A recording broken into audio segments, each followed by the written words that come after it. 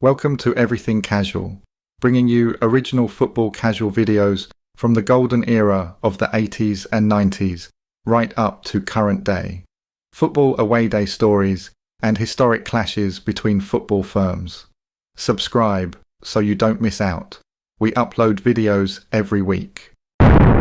Welcome to Leeds and Birmingham hate each other, and to this day we hate each other. You wake up in the morning and you think, right, yeah, it's Leeds United, they're going to come, and you know they're going to come. There's no two ways about it. There was something about that day, it was always going to be different. It was just the wrong mix of the wrong ingredients, or the right mix of the right ingredients, depending on your viewpoint, that comes together as a perfect storm, and that was Birmingham that day. It was two huge mobs out to get each other. 10,000 Leeds supporters poured into the Midlands, poured being an appropriate word since many had been drinking all day. They couldn't buy out. You knew that something good was going to happen. And I say something good was going to happen, meaning that we was either going to get on the pitch, they was going to get on the pitch, or we was all going to get in there, and it was just a feeling in the air. Today we are looking at a massive riot that happened in 1985, one so severe that a 15-year-old boy tragically lost his life. We are talking about the Birmingham City versus Leeds game that saw some of the most violent scenes at a UK football ground. As usual, we will listen to real actual accounts of both sides and also look at video footage of the incident. Let's jump straight in. May 11th, 1985, St Andrew's Stadium, home of Birmingham City Football Club. What began as an ordinary second division match against Leeds United would descend into one of the darkest days in English football history. A day of chaos, violence and tragedy when a 15-year-old boy, Ian Hambridge, would lose his life. The mid-1980s were a dangerous time for football in Britain. Stadiums were ageing, policing was tense, and football hooliganism was reaching its peak. The Football League had seen repeated outbreaks of violence, but that Saturday in Birmingham would be remembered for its scale and severity. Kick-off came at 3 p.m. For the first half, the action stayed largely on the pitch, but tensions in the stands were already high. Leeds United's travelling supporters, notorious for their service crew firm, had been clashing with police and rival fans for years. Birmingham's own hooligan element, the Zulu Warriors, were just as ready. The violence began before the final whistle. In the terraces, missiles were thrown, bricks, bottles, even ripped up seats. On the pitch, mounted police charged as hundreds of fans spilled over the barriers. The BBC would later describe it as one of the worst outbreaks of football violence ever seen. In the middle of this chaos was Ian Hambridge, a 15-year-old from Northampton. He wasn't a hardened hooligan. He wasn't part of any firm. Ian had simply come to watch a football match. As violence raged, a wall collapsed under the pressure of surging fans. Ian was struck and suffered fatal head injuries. He would die later in hospital. His death was the only one officially recorded at the St Andrew's riot, but it would cast a long shadow over the game. The images shocked the nation. Just days earlier, football had been rocked by the Bradford City Stadium fire, and before the month was out, the Heysel disaster would claim 39 lives. The country was forced to confront a football culture spiralling out of control. In Parliament, MPs demanded urgent action. Prime Minister Margaret Thatcher's government pushed for harsher policing, identity card schemes for fans, and tighter stadium controls. The St Andrew's riot led to over 500 injuries and more than 100 arrests.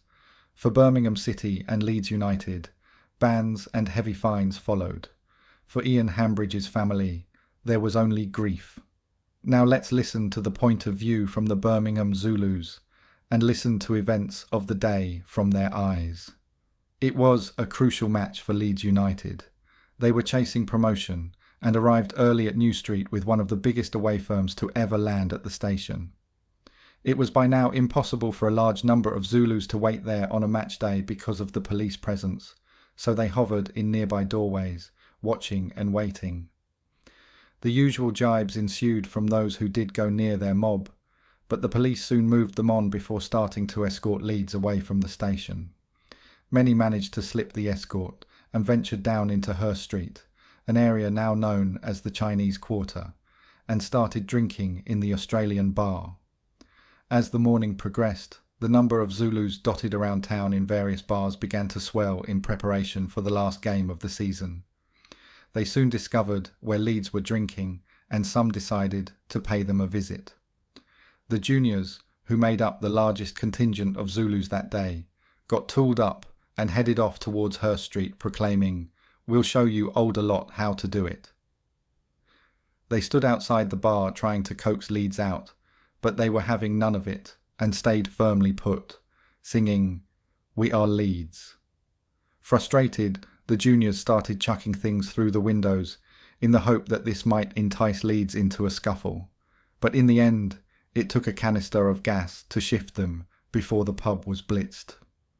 When the police arrived, a lot of Leeds scattered into other pubs, where they were set upon again. The juniors carried out a vicious attack on a pub called the Fox, also on Hurst Street, causing thousands of pounds worth of damage and some bad injuries. Roadworks went flying in the direction of the pub, and the glass front door was smashed as Leeds tried to dodge the missiles while being chased around the street. Again, the police managed to get an escort together and march Leeds and their casualties to the ground. As more and more disturbances broke out across the city, the air rang to the noise of police sirens racing to the next incident. The mayhem carried on into the early afternoon and all the way from the city centre to the ground, with cars, vans and coaches set upon and occupants dragged out and beaten.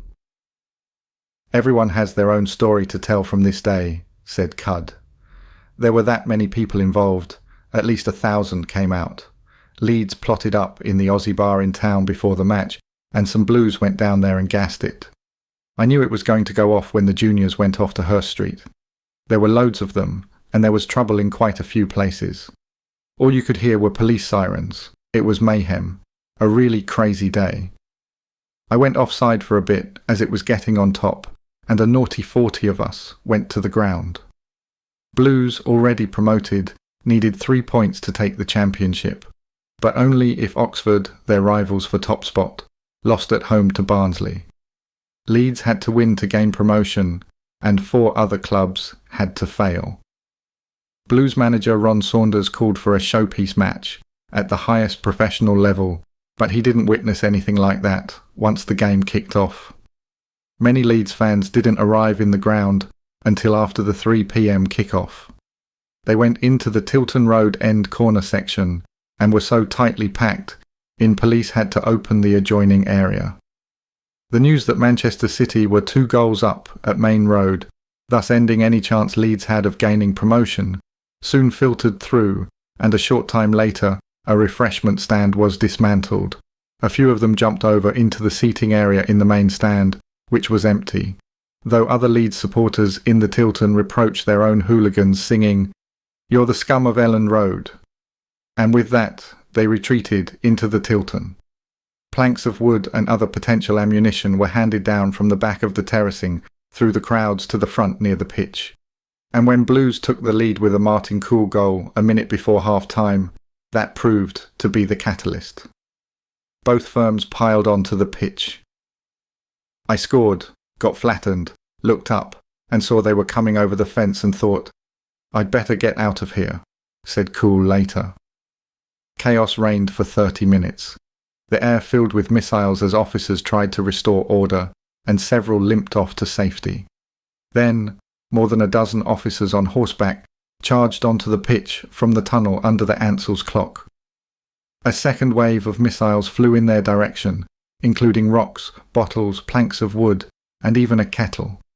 Leeds manager Eddie Gray and Blues secretary Andrew Waterhouse walked to the Leeds end to appeal for calm so the match could resume. But they were met instantly with another volley of missiles and turned and fled, defeated. More officers, kitted out in riot gear, appeared and stood on the pitch, waiting for things to settle down, just as loudspeakers informed fans that the match would not be abandoned despite the bedlam. Some Leeds fans then started to remove the missiles and some of the debris, which helped the second half of the match to be played. During the game, the Blues fans realised that Oxford were on their way to take the championship, and, with Manchester City doing well, neither side had much to play for. When the final whistle went, signalling a 1-0 victory for Birmingham, Leeds supporters chucked plastic seats towards the police and began battering down the fencing with the pieces of wood from the dismantled canteen. Meanwhile, Blues invaded the pitch from the opposite end and engaged in running battles with the police. We went into the railway end, into the seats upstairs, and our youth firm were below us. Leeds were chanting, and then did the refreshment stand and ran down the aisle, attacking the old Bill with the bits. When Leeds got onto the pitch and charged the police to try and get to us, the junior business boys below us jumped onto the pitch, and, as one of them called others on, the younger lot looked up to where we were and said to me, "Are we fucking gonna do the business or what?" We came down to the bottom tier and stormed the pitch. There were running battles with the police, and our lot got through the police line level with the dugouts to some Leeds, but the old Bill separated us. Leeds were well up for it though, and if they had done what we had done and got together on the pitch, then it would have been a proper off. We were trying to get to them, and some of our lot did get to some of them in the side seats. There were about 1,000 on the pitch just tussling with the old Bill, and we got nearly to the halfway line, but by this time, Leeds were just watching in shock. The mayhem went on for over an hour on the pitch, fighting with the old Bill and generally letting rip. I watched the juniors going mad, and then I went outside to see if I could find Leeds to try and row with them. The police's main objective was to keep opposing supporters apart, and mounted officers charged into the marauding Zulu warriors, who were by now breaking up the advertising hoardings on the edge of the pitch and using bits as missiles against the police. Whenever the Zulus surged forward, away from the seats and further onto the pitch, they were met with a charge from the officers on horseback and backed off towards the stands. The line of Riot police guarding the Leeds end, while keeping out of range of the missiles, managed to clear the vast majority of Leeds off the pitch and back, behind the fence by around 5:30 p.m, although those still hanging around enjoyed a quick game of footy, while others had a go at ripping the nets. The area behind the goal gradually emptied, and most congregated in the left-hand side of the Tilton Road stand. Meanwhile, extra officers brought in to help joined the line on the pitch facing Leeds. Some Leeds threw various missiles at the executive boxes for a while before turning their attention elsewhere. They are the most famous football vandals in the world. When I hear of Leeds, that's the first thing that comes into my mind. That's what they are famous for, besides donkey jackets. There seems to be a lot of rivalry between the two teams now, and most of the games between us are subject to a 12 o'clock kickoff and a very large police operation. This stems from the infamous riot of 1985. I'd only been out of prison about a month by then, and went along purely as a spectator. A full-scale battle went on with Blues and the old Bill. It was started by the juniors and loads of young kids from children's homes. The club had decided to give away thousands of tickets to children's homes across the city. A few of the main juniors were in these homes at the time, so they recruited every young loon in the system. Blues smashed up their own ground and attacked the old Bill with all kinds of weapons. The advertising boards were used to mount charge after charge. It was absolute mayhem. I still have an official video of what happened on the pitch. The commentator at one stage says, "Look at the clock, it's 5:40 p.m, and the Blues fans are still on here attacking the police." He points out that although some Leeds fans to the left of the screen were throwing a few missiles at the police, most were watching events going on at the opposite end of the ground, and were more interested in that than anything else.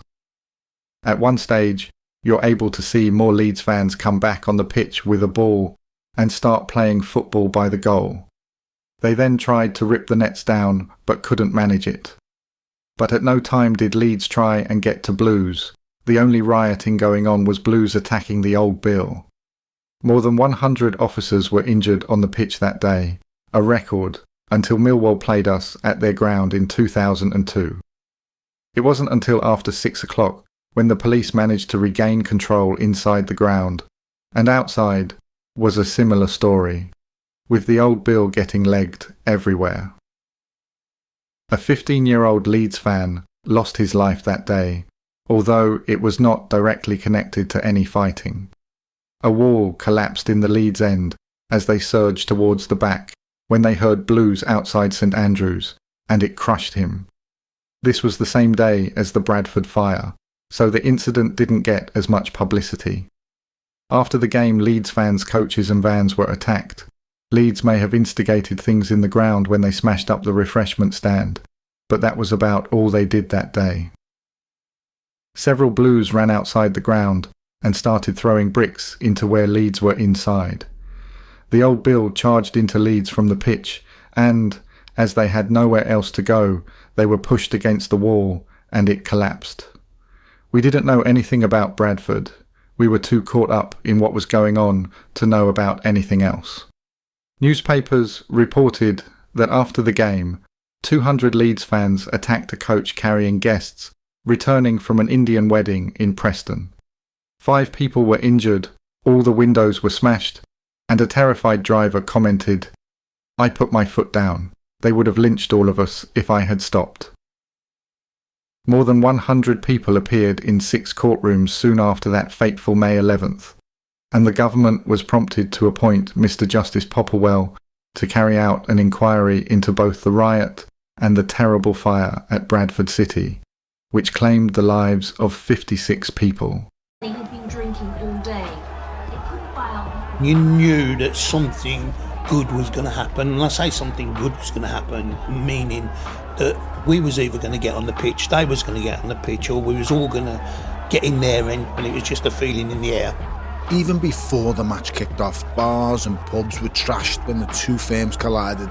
Police sirens could be heard right across Birmingham, and the fighting continued all the way to St Andrews. This kid just appeared, he had a Stanley knife in his hand, and I went to kick it out of his hand and it stuck in my foot. And the blade just went straight through. So still got a scar today. Looking around the ground, there was firms of blues everywhere, and it was brilliant. I was so confident that I thought it doesn't matter how many leads are there, we're going to do them. Not long after the game kicked off, so did the firms.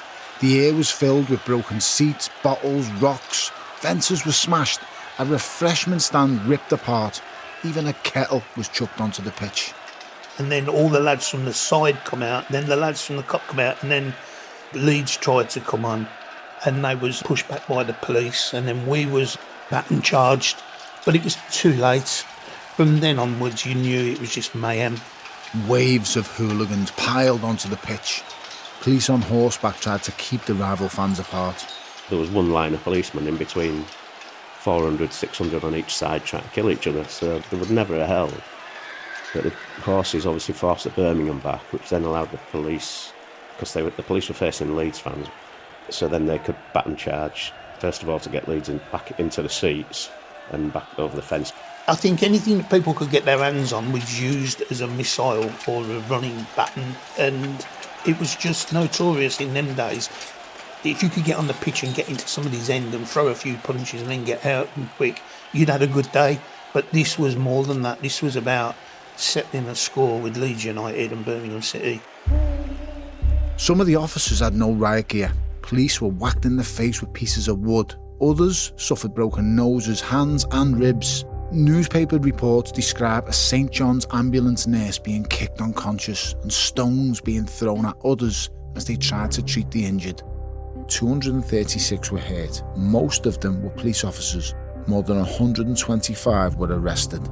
After these dreadful scenes, even die-hard football followers must be wondering whether our national game has a future. Birmingham City manager Ron Saunders took the stadium mic and begged the football hooligans to stop. It wasn't enough to prevent the awful tragedy which followed. Birmingham City made appeals through the media for Zulus to come forward and talk to club officials, but, unsurprisingly, no one took them up on their offer. Popplewell, who described the Blues riot as more like the Battle of Agincourt than a football match, heard from fire brigades, police, football clubs and sporting associations during his inquiry. He highlighted the necessity of spectator safety at football grounds and advocated identity cards for fans, although plans to introduce such a scheme were shelved after the Hillsborough disaster in the year 1989. In an interview with The Times in May 2005, the 20th anniversary of the Birmingham riot and the Bradford disaster, Popplewell said, "Arising out of the riot at Birmingham's ground, one of the most important of my recommendations was the introduction of closed-circuit television in a dedicated area of the ground, with experienced police officers in charge. Because they are now able, with their highly sophisticated equipment, immediately to identify and arrest troublemakers, they have managed to reduce the level of violence inside the ground. Sadly, it can still continue outside the grounds and at places, particularly abroad, that are without CCTV. The next time we met Leeds was the semi-final of the Coca-Cola Cup in the mid-90s. We lost the first leg at St Andrews 1-0 and had to be at their place for a 12 o'clock kick-off on a Sunday. Between 7 and 8 coaches, all full of lads, left from the Fox Hollies pub in Acox Green at 8 a.m. When we got off the motorway and were coming into Leeds, 2 police motorcyclists started escorting the vehicles from the front. As we got nearer to Ellen Road, we were getting snarled up in traffic and slowed down. I decided to jump out of the exit at the back of our coach and stand on the road. When I got outside, someone shut the door behind me, and then the rest of the lads starting laughing and pointing at me from inside. Then someone else decided to come outside and join me, then another and another, until all of the lads piled out of the coaches except the front one, I later found out. We were all laughing and the coaches continued on their way through the traffic with the police escort, completely unaware that they were guiding empty coaches, apart from one, to the ground. We made our way to the ground, 400 of Birmingham's finest looking for Leeds. When we got there, we went to the Leeds end, saw them and charged into them straight away. It was a big fight, but the police soon arrived on horses to separate us. They took us round the back of the ground and kept us under a bit of a tunnel for a while, where they steamed into us with their truncheons. In the ground there was the usual racist shit from Leeds, but what really pissed off a lot of us was that they sang, "Where were you in '85?" in reference to the riot at our place. They were trying to take the glory for something that wasn't theirs. They'd started it, I'll agree with that, because they took the canteen apart and got on the pitch, but they did not do anything when they were on there. That day was Birmingham against the old Bill. That was the version of events from the Birmingham Zulu lads. We will move on to the Leeds accounts shortly. The tragedy, alongside others that year, became part of the push toward modernising English football. The Taylor Report, the rise of all-seater stadiums, improved policing, and eventually the Premier League era, all can trace some roots back to this dark period. Today, Ian Hambridge's name is remembered by those who were there, and by those who believe football should never again cost a life. The violence of the 80s is long gone from most grounds, but the lessons remain. The St Andrews riot was a turning point, a moment when football's darker side could no longer be ignored. It's a story of a game overshadowed by hatred, and of a boy who never came home. We are going to have a look at a local newspaper article, and then we are going to listen to Leeds service crew members that were at the game. Here is the article.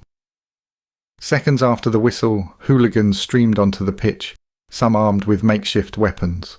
Bits of the plastic seats, planks of wood, pieces of the hoarding from the ads around the stadium, all of that and more was left scattered across the pitch when the day was done.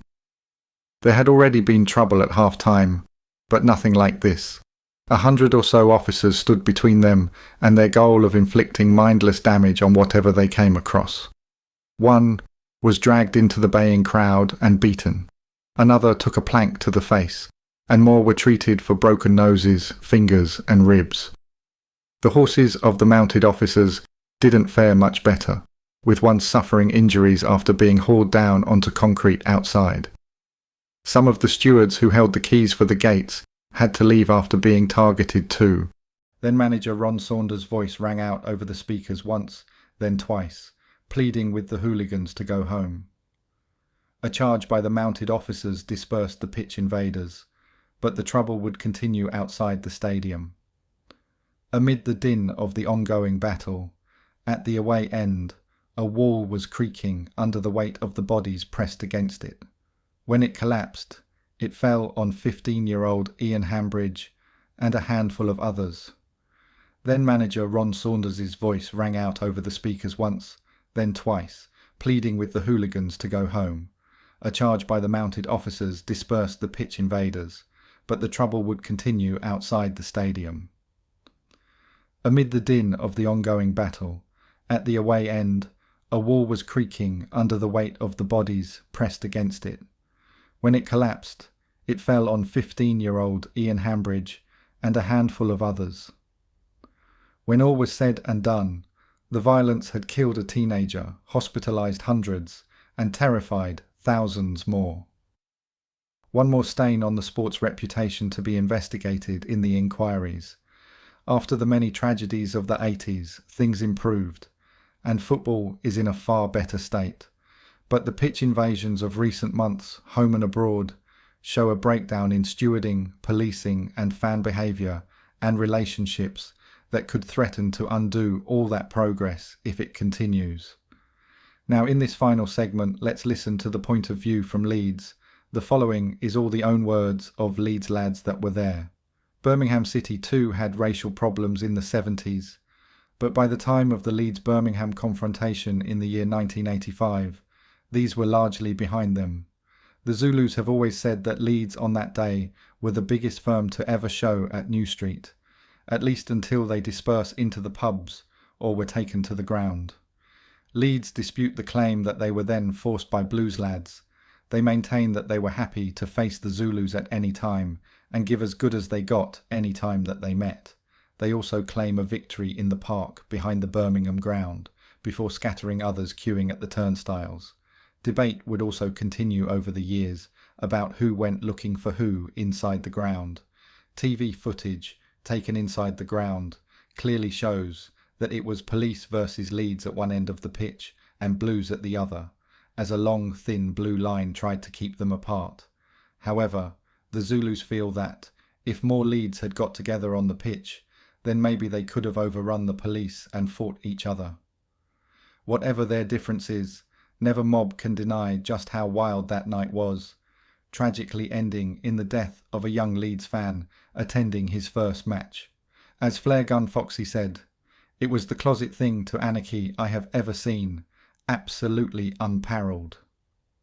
A week before the two firms met, Blues had been away at Borough, and after quite a bit of trouble there, 15 of the junior business boys, the Zulus youth firm, found themselves in Leeds trying to get home. They were instantly spotted by Eddie and the VYT, but instead of fighting, they started talking, with some even going off to a bar together to discuss their impending battle at St Andrews. Back at the station, David George, one of the main juniors, saw a van pull up, and about 40 service crew jumped out and proceeded to attack them, forcing them to either stand and fight or run outside. After a bit of a kicking, they made their way home and were now looking forward to the match even more. When the match day arrived, some of the Leeds maid travelled by coach, other more directly on the train, but someone came up with the idea to stop off at Manchester. This was always done whenever possible, either on the way to or back from matches, just to see if any scum were about. In Jack's, the night before, all the talk was about getting to 9:10 train to Manchester Victoria. Last minute, late night calls were made to those that had been planning to take the 10 a.m. straight to Birmingham. Not good when people's parents might answer the phone. As many as 600 lads bowled through central Manchester the following morning en route to Piccadilly station. It was a sight to savour.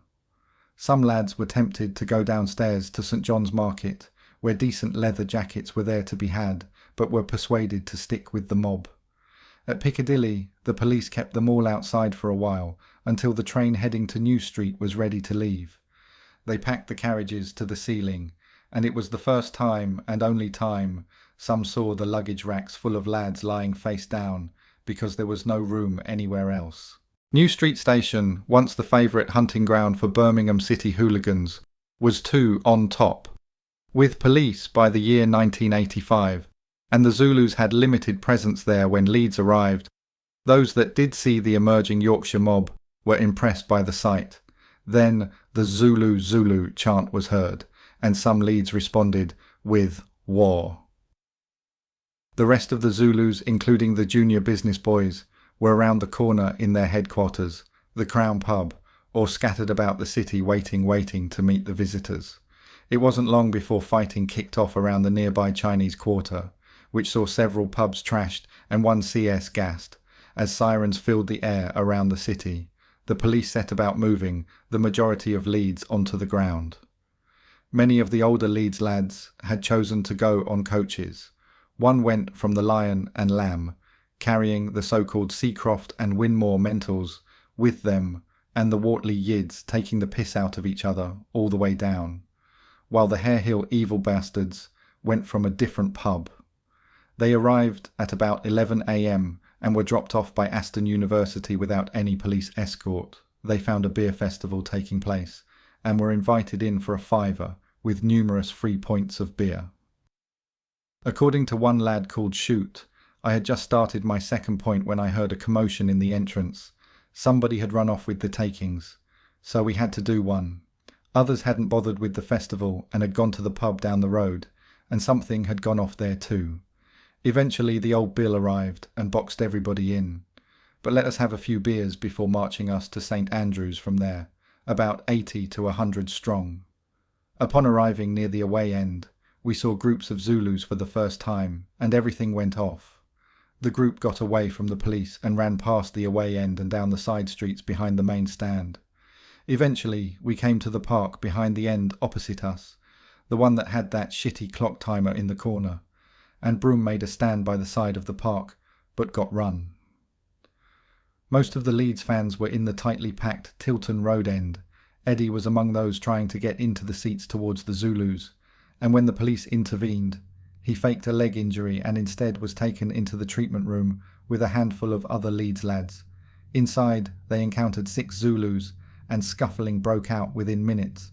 The match seemed almost secondary, more so when confirmation came through that Manchester City, one of the teams that had to lose for Leeds to have any hope of promotion, were ahead in their game. Not long afterwards, a refreshment stand was taken apart and pieces passed through the crowd to be used as weapons.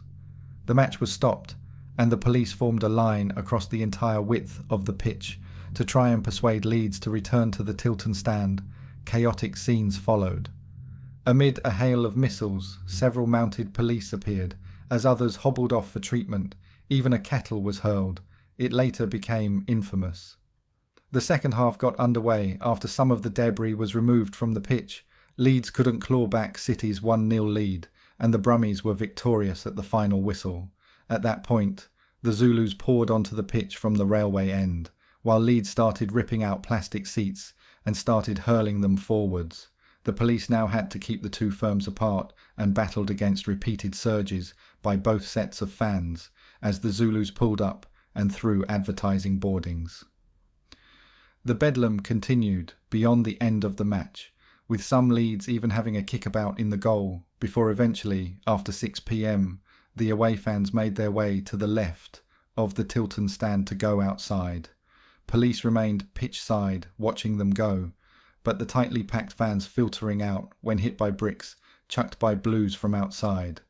In the resulting crush, a wall collapsed onto cars and people outside.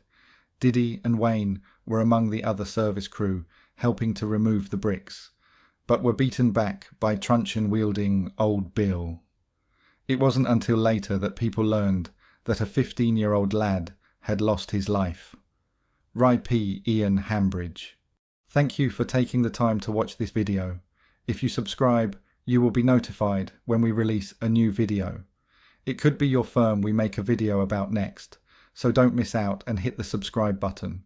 You can find me on Facebook or email me if you have a good story to tell. See you next time.